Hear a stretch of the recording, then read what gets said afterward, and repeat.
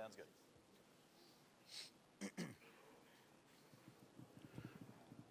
Ladies and gentlemen of the media, we're joined now by Virginia Cavaliers head coach Tony Bennett. Coach Bennett is ready for your questions. If you have a question, please raise your hand, and we'll send a microphone in your direction. Let's start to the right section on the right of the aisle. Okay, to the left of the aisle. Name and media outlet, please, and then your question. Caroline Darney, SB Nation. Coach, you've been a very international field of your roster. A lot of countries represented. This is the first time that Italy's had a player in the Final Four, that Argentina, I'm thinking Guinea, I need to do the research. But what does it mean to have that type of diversity in the locker room, and what does that bring to your squad?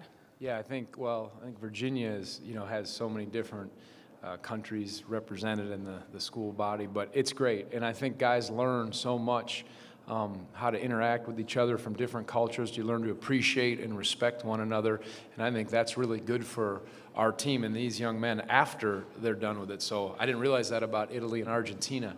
You sure about that? That's amazing. Our guy told you that? You better fact check that one. Coach, to the right side of the aisle. Jess Myers with Forum News. Coach, Brad Soderberg coached in a Frozen Four alongside your dad. What kind of impact does he bring to your team? And somewhat related, was he your best wrestling coach in elementary school? I know what you're going at. To have a person who's been a head coach on your coaching staff, I think is invaluable, because they've been in that spot, and a lot of times they'll say, hey, either here's what worked for me or learn from my mistakes when I was in those spots. And Brad is so humble, and he's so good. He did a great job when he took over from my father at Wisconsin. He did a great job wherever he coached, and he's salt of the earth. Great guy. And what you're referring to is, as my wrestling coach when I was in, I can't remember, 7th or 8th grade, he was playing for my father at Stevens Point, Wisconsin, and his student teaching was to come and teach our 7th grade Phi Ed class, and his part was teaching us wrestling. So, and his first thing is, he said, you have to come up with a name, like an all-star wrestling name for the class. So I think I was Tony Superfly Snuka. So if anybody remembers Jimmy Superfly Snuka, and then our SID also was in that class, and there's a story there. So Brad, I thought he was clever to say, all right, that's how he got us interested, but he was my wrestling teacher for Phi Ed in 7th grade. Second row up front on the right side, Coach. David Teal with the Daily Press. Tony, how many times on video have you watched the final sequence of regulation?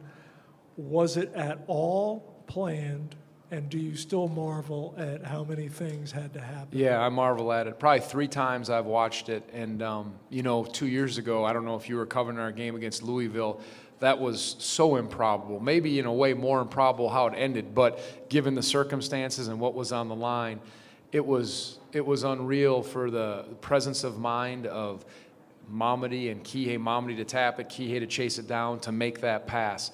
The situation was, there was 5.9 seconds when Ty went to the free throw line, and obviously I didn't instruct him to miss it, but I say, all right, if he misses it, try to tap it. Just tap it out of there.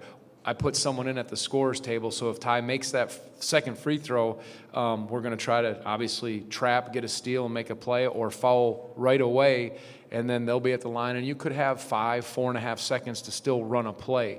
So I was trying to stay in the moment. But, Ty kind of looked at the bench, and I didn't say miss it because I thought there was enough time if he made it. So I wish I could say that is how we practiced it. That's exactly how it played out. Now, if he misses it, that was there. But what Kihei did, his instincts, and then Mamadi to not drop it, yeah, I'm still in awe of that. And it was such a high-level game. And Purdue played so well. And, I feel for Matt and those guys. But, you had to make that play the way Carson Edwards was playing, and obviously the way that setting was. Up front on the left side, Adam. Hey, Tony. Adam Zagoria, how you doing? Good. There's no, one-and-done players here. Duke and Kentucky are gone, but there's still some very good college players and future pros and guys like DeAndre and Jarrett Culver. I guess, what does it say about them and their ability to kind of, come back as sophomores and get better, and also just the general state of the one-and-done situation that none of those players are here? I mean, I think that's what's the beauty of college basketball is there's so many different ways to build a program, and there's so many different styles and systems of play. And I love that about the game. It's pure. You don't have to say, well, this is a cookie-cutter way to do it. So our formula has always been what I observed when my father coached at Wisconsin, when we went to Washington State, and, how can you build a program that can compete against the best in your conference? And it was get guys experience, get them to where they have 2 or 3 years where they learn and they maybe learn the hard way. And then when they're upperclassmen, they're ready to play against the best. And that's kind of what we've stuck to at Virginia. I think that fits Virginia. It's getting harder and harder to do that in today's atmosphere, today's, the college basketball, but it has been effective for us. So again, but if guys are talented enough and can go after a year, if that's how coaches do it, that's, again, the beauty of, I think, college athletics. Just with DeAndre, how much have you seen him progress? DeAndre has improved so much, I think, and he's scratching the surface. He redshirted his first year. Malcolm Brogdon redshirted for us. It was through an injury. And then DeAndre had he even started out slow in his first year playing, and then he just really took off, and he's just gotten better and better. And I think that's why we're in this spot, because our guys, they have improved collectively and individually, and then obviously they responded to what happened last year. If you have one follow-up, just signal. We'll send the microphone to you. Second row on the left side. Paul Woody, Richmond Times-Dispatch. Hello, Tony. With London Parantes and now Kihei, you've got 2 point guards from Southern California. Yep. So do you have a pipeline to Southern California point guards? And 2 things about Kihei. What made you think a 5'9" guy could excel in the ACC? And what did he show you immediately when he got there? Because your program is tough to adjust to, but he started almost from the beginning and has been a substantial contributor from the beginning. Well, what I love about London and Kihei is they weren't really highly touted. A lot of our guys weren't, but they were good. Good basketball knows no. It doesn't matter what stars they have or not. Joe Harris, I can go through the list. The second part about Kihei was you wanted to know. 5'9", yeah, okay, that one I can answer. I played with Muggsy Bogues. I was Muggsy Bogues' backup in the NBA, and when you see someone who has it and has that kind of heart and determination, that sold me. It's not like I'm a giant myself. I say 6 feet. My wife and I argue. She says you're 5'11" and a half, but if you can play, you can play. And so many people get caught up in dimensions, and there is value and importance in that. But toughness, quickness, feel, savvy, those things are there. And we were fortunate. When he decommitted from UC Davis, I called Jim Les, Coach Les, and said, "Hey, am I seeing this right? I think he can play." And he said, "Yes."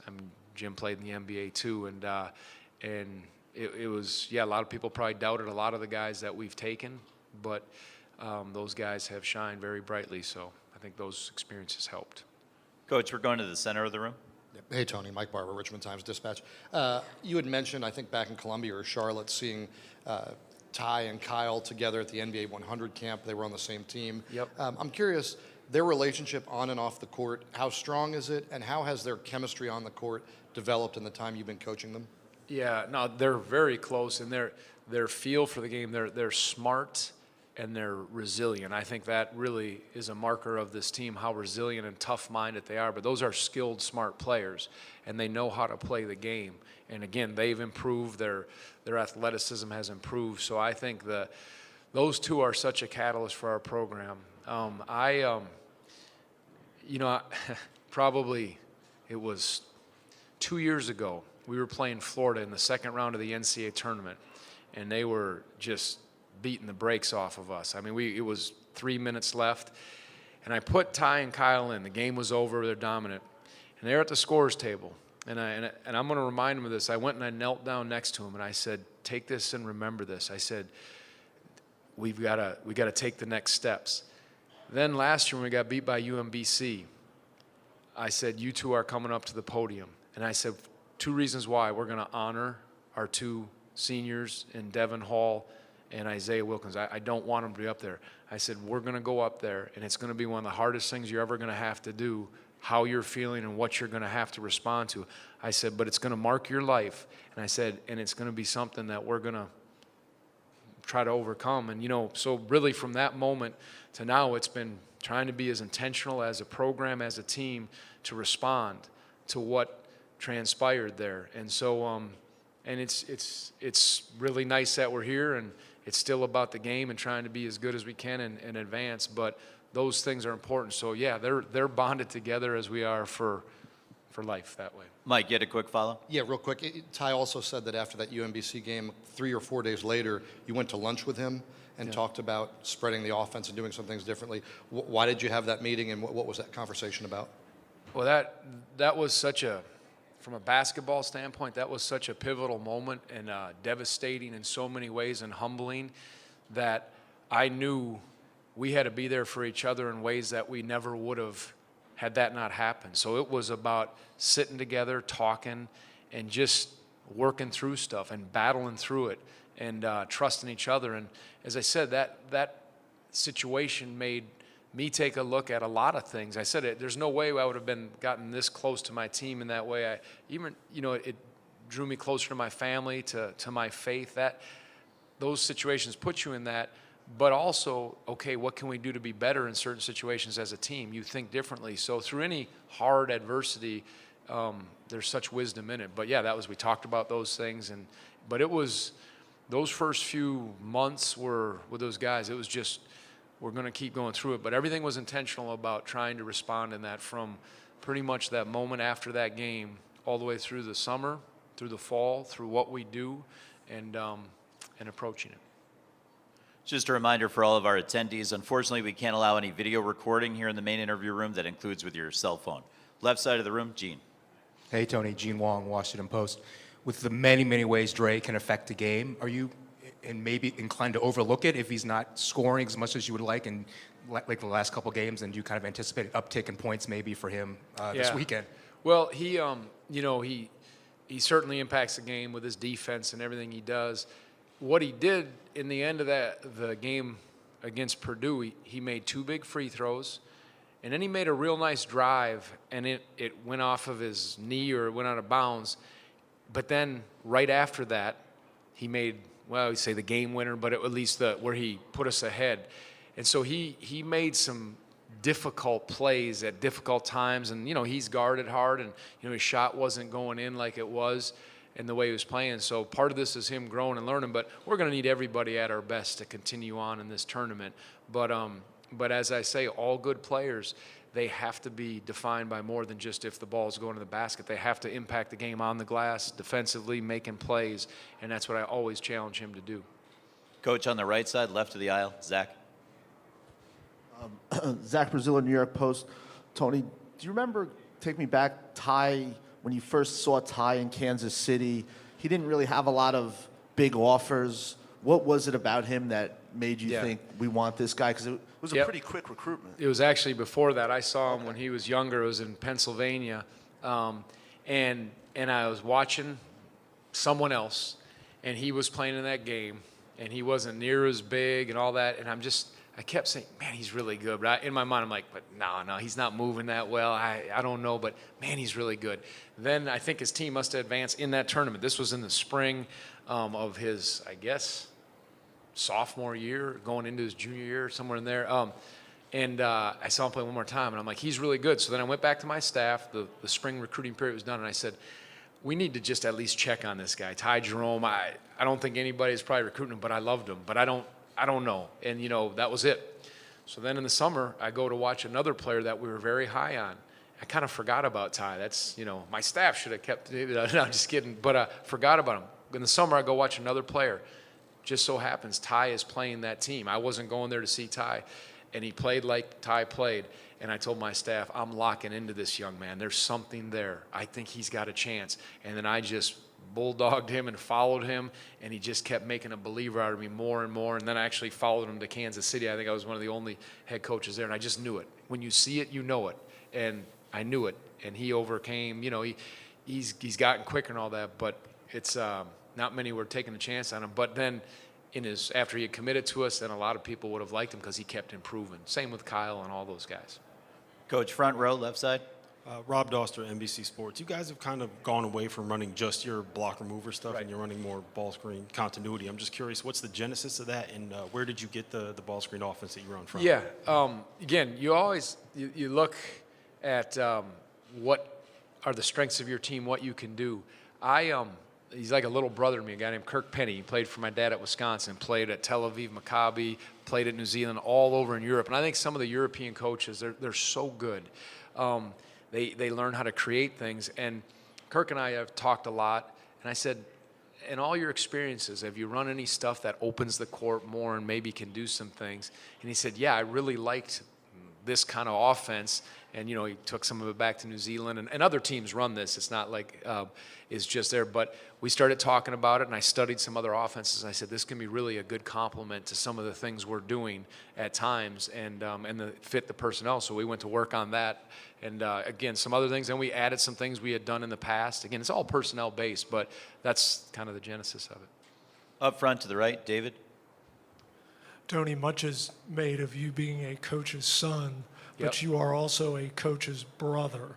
Understand that Kathy used to put you through some pretty rigorous yes. workouts in the Yes. Stevens Point practice gym. Yep.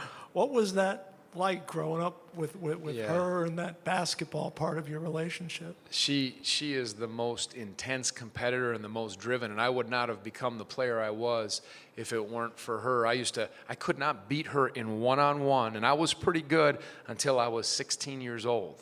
And she was that good. Before she tore her ACL, she was USA. She was kind of being primed to probably play on the Olympic team and all that. And then once I beat her, we never played again. That was it. But she would drag me with her at 5 in the morning. In the summer, before she had a job, we'd ride our bikes to the gym.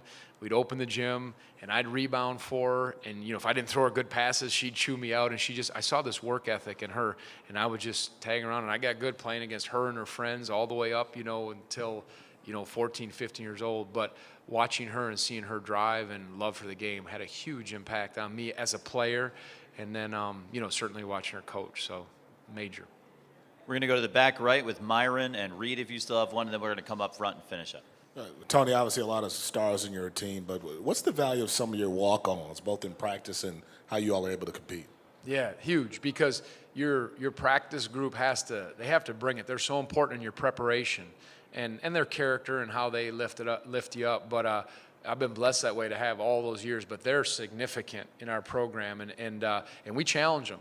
And if you want to get our staff mad or get me mad, disrespect one of our walk-ons. I tell that guy, because those guys are such a part of. They're the true servants on our team. They do all the stuff and don't get much of the credit, and that's why I love this team. Our managers, our walk-ons, we're all part of it. There's not any differentiation, and I love that about them. But I can't say enough for those guys. And usually it's your walk-ons, your managers who end up going on to be coaches, or they're going to be the CEOs because they learn how to serve without the attention. And I love their heart, and they're part of something, and they represent our program in the best way possible. Same area, Reed. Reed Forgrave, CBS Sports HQ. After you guys had lost to Syracuse a few years ago, you said on the podium, you quoted from Psalms, joy will come in the morning, I believe. Yep. Which really stuck with me. And I'm curious, what is the spiritual lesson that you learned from this UMBC game and that you imparted on your players over the past year? And how did it change you spiritually? Yeah, there's a scripture verse that says, always be prepared to give a reason for the hope that you have, but do it with gentleness and respect. And everybody is at a different place with what they believe and where they're at.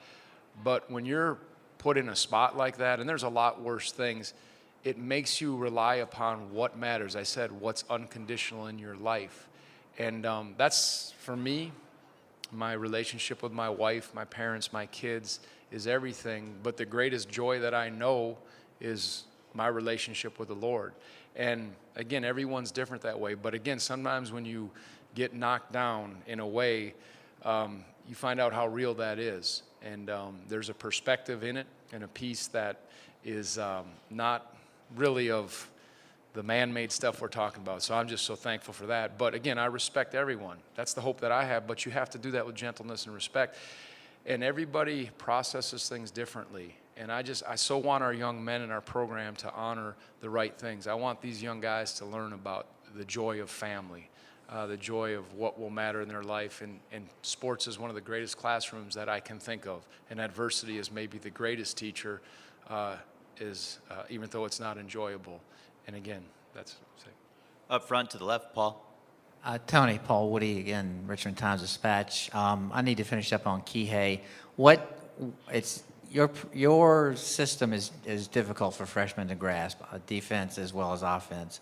So what did he show you quickly that he could handle it, and that he could start, and that he could be a significant contributor? I think every system is tough for freshmen or first years to come in and play at this level. It's faster, it's more intense. But like London and Kihei, their feel for the game comes from an excellent high school system, an AAU system. His father knows the game, so he understood it at a young age, how to play. Your eyes tell you that when you watch players, and they just impact the game in different ways, whether it's scoring or not. His ability to put pressure on the ball and defend. The quickness of Auburn is maybe the best we've seen, so our ability, and you guys need a guy who can hopefully keep these guys in front and work the ball. That was something we hadn't had. And so he brought that, and then obviously the things I just mentioned. Final question, front and center. Yeah, Chris Thomas in St. Paul Pioneer Press. Question about Mamadi. Since his big shot, I mean, how famous has this guy become, and how many more people know about him? Does the platinum hair dye help? And then just a comment generally on how you feel he's played in this tournament. He's been terrific. I don't watch a lot of TV. I'm so in my bubble doing this, so I'm sure he's the toast of the town in so many ways. But his play, that shot was amazing, and it'll go down, the pass and the shot, in Virginia basketball history. But his play he's always, from the start of the year, I said he's an X factor for us. And the way he's played all tournament has been significant. As far as the hair, I mean, if it's like Samson, and he's got to do it, so be it. But it looks better in person, I said, than on TV. I see when I watch video. But he's a guy, if you're around him, he's got incredible joy. He's got an infectious personality. It's just, he's great that way. So I couldn't be happier for him. And I talk about all those guys, be grateful for this, but keep your edge to compete, because it's about being ready and prepared. And, be thankful, be humble, but you better have an edge to play well against Auburn on Saturday. We want to thank Coach Bennett for joining us for these 20 minutes. Coach, we'll see you tomorrow.